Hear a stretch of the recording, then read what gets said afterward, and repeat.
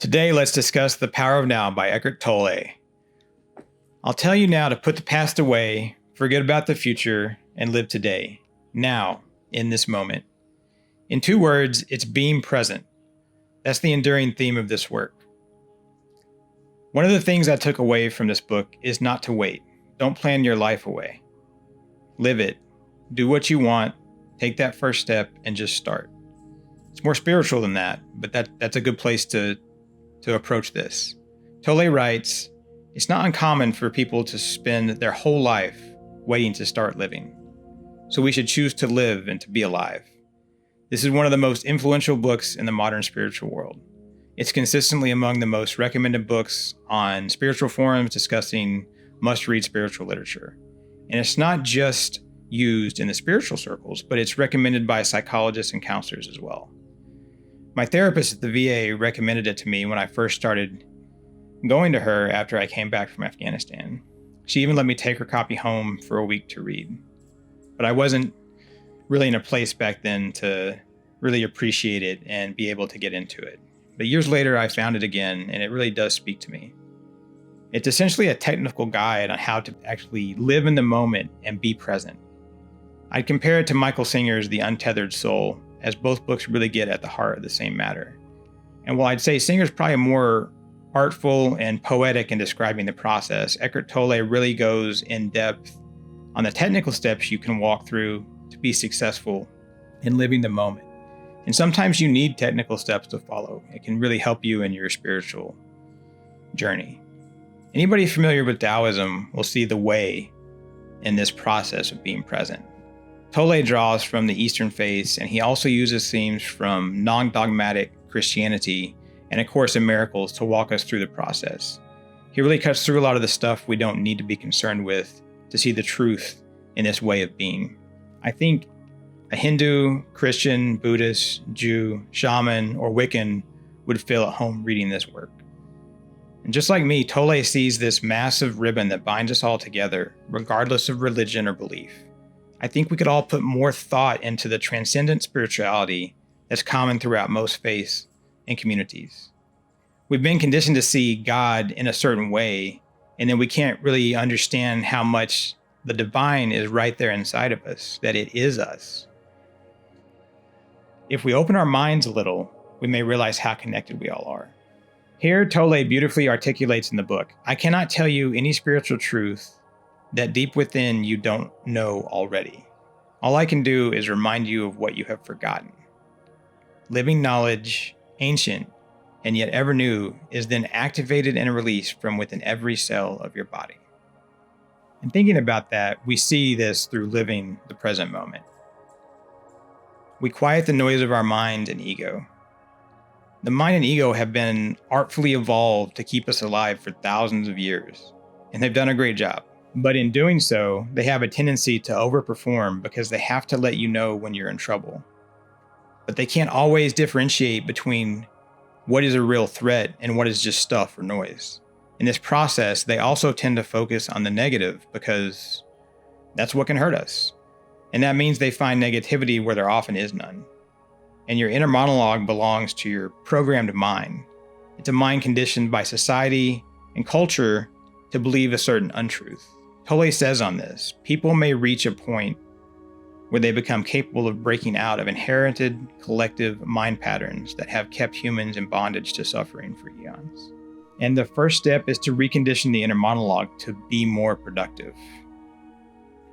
But the real goal is to silence it so that you can become one with your true self. We must move beyond all of that noise to our true self, beyond consciousness. And considering how consciousness plays in all of this, I thought about what consciousness really is. Descartes famously said, "I think, therefore I am." I used to fundamentally believe that this was one of my core beliefs. But having studied various spiritual constructs, religious faiths, and philosophy, I think it's different. It's that we're conscious and therefore we exist. Our individual consciousness creates our individual reality. Then we go out into this quote-unquote real world we all share, and each of our individual consciousness interact with the greater collective consciousness. And that is what creates this collective reality. To put it another way, think of your consciousness as your own bubble. Some people's bubbles will be bigger, and some smaller. Others will be more stiff and some more pliable. Then each of our bubbles interact and bump into one another, and this is that collective consciousness that dictates our reality. The stronger hold you have on your true self within, the stronger and more creatively adaptable your bubble is. This really is your world. The rest of us are just here. But you have to find this place and believe it. There's so much in being present in the moment. Live for today, because we can get so lost in our past and we fear the future. The past is done and you can't change it. In dwelling or pondering on the future, the best case is fleeting anticipation of something pleasurable. At worst, it's more enduring anxiety over something that may never be. Why torture ourselves over what ifs? When you look at how to live more fully in the moment, you also learn to get to know yourself. This true self isn't what others see you as, or even how you see yourself today. So be in touch by analyzing both your thoughts and your emotions. Thoughts and emotions aren't bad things, but they need to be processed as they occur. If you work through them as they come up, use them and let them go, they can't hold domain over you. If we choose not to feed our pain, we limit suffering and remove its power. And we have this unhealthy relationship with fear. It causes us to avoid things, and yet in avoiding them, we don't forget about them. And if we don't forget about these things, the fear is still there. So in essence, we're choosing to empower and embrace the fear. Be less concerned with the fear of what may be and live the what is right now. And be less concerned about being right, because that's a runaway train of destruction and it's a loss of control. If you find this book discussion useful, please like it and subscribe for more content.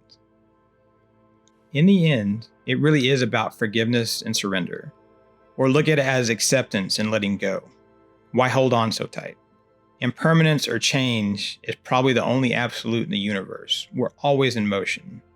Gautama Buddha and Eckhart Tolle both made this point, and it's been a real significant and fundamental pillar for me as well. Embrace joy and embrace loving kindness. There's great power here. We can vastly overcomplicate spirituality and this journey we're on. Don't try and completely understand your mind. Just connect with your consciousness. It's inside of us, and we have to get to know ourselves better. The being, or our inner true self, is life unmanifested.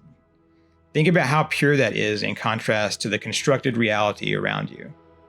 Now imagine being in touch with the perfection within and how that could then entirely change your perspective of everything outside of you. Practice leaving a part of yourself inside your inner body as you do outer things. Be aware of this as you read a book, have a conversation, or go to work. Be present inside while you are also otherwise present outside. Staying with your inner being while moving through the world is like channeling divine joy.